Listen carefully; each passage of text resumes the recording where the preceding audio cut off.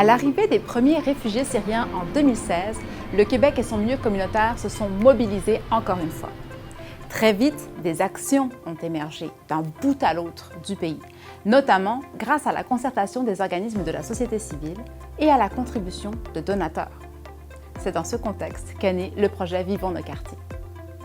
La région montréalaise étant un carrefour de la diversité au Québec, un groupe d'action-réflexion pour la diversité des quartiers accueillants a été mis sur pied afin d'améliorer l'accueil et l'inclusion des personnes réfugiées.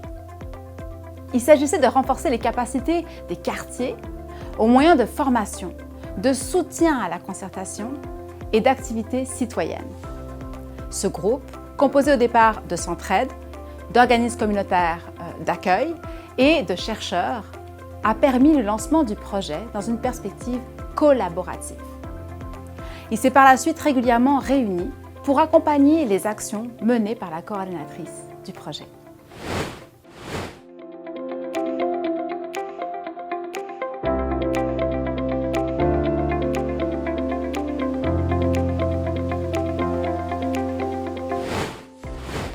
En effet, l'accueil d'un grand nombre de personnes et de familles en un court laps de temps a nécessité la sensibilisation de la société d'accueil, l'élargissement des espaces de concertation et des ressources supplémentaires pour les intervenantes et les intervenants de première ligne. En guise d'exemple, on peut citer les connaissances suffisamment approfondies des statuts migratoires, des méthodes et des stratégies d'intervention adaptées aux nouvelles réalités des quartiers, ou encore comment animer des activités de rapprochement citoyen. Peu de temps après l'accueil des réfugiés syriens, l'arrivée de demandeurs d'asile à la frontière canado-américaine a conduit les intervenantes et les intervenants à devoir s'ajuster de nouveau. Étant donné que leur réalité et leur accessibilité aux services peuvent varier, Vivons nos quartiers a développé une formation sur l'itinéraire d'un demandeur d'asile. Ce moment marquant du projet reflète le besoin criant de mettre à la disposition des organismes et des intervenants montréalais des outils adaptés à la réalité changeante de l'immigration au Québec. Quand on parle après de l'adaptation des ressources de la société d'accueil, ça passe par quoi? Ça passe par des organisations, donc qu'elles soient communautaires, institutionnelles ou municipales, qui vont avoir un regard critique sur leurs pratiques. Après, on a des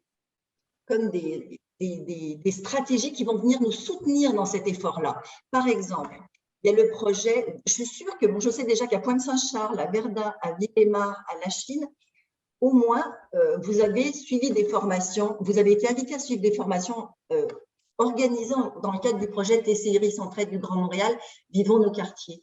C'était des formations sur l'immigration sans les parcours migratoires, l'approche interculturelle, etc. Ça a été un outil extraordinaire dont on a bénéficié pendant 5 ans, qui a duré le projet. Malheureusement, il se termine là, où on pouvait gratuitement faire venir des formations de base en immigration pour se donner un vocabulaire commun, une lecture commune des enjeux, des espaces d'échange sur ces questions. Donc, ça, c'est un des outils qui a fait beaucoup pour l'adaptation des ressources de la société d'accueil. Les journées interquartiers ont été l'occasion d'organiser des journées de réflexion permettant à de nombreux organismes et intervenants, communautaires ou institutionnels, des divers quartiers de Montréal, d'échanger sur des enjeux spécifiques.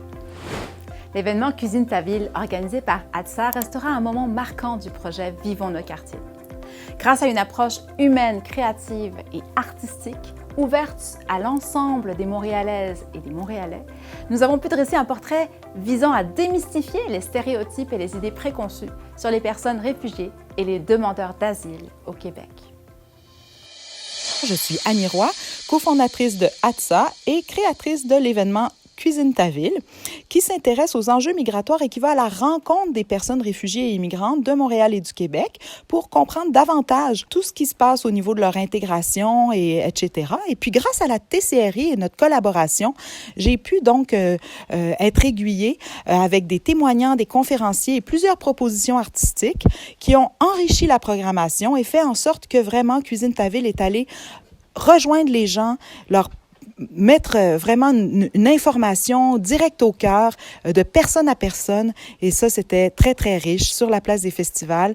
Et on continue cette belle collaboration dans le futur. Je le souhaite vraiment. Finalement, les années 2020 et 2021 ont été marquées par la crise sanitaire mondiale. Cela a entraîné dans un premier temps une suspension des activités et cela nous a poussés à nous réinventer afin d'atteindre différemment les objectifs du projet. Alors, c'est ça, j'avais envie de vous partager, moi, ce qui me motive à suivre les formations de la TCRI. En fait, moi, ça fait 10 ans que je travaille avec des familles immigrantes et réfugiées dans le quartier de Parc Extension.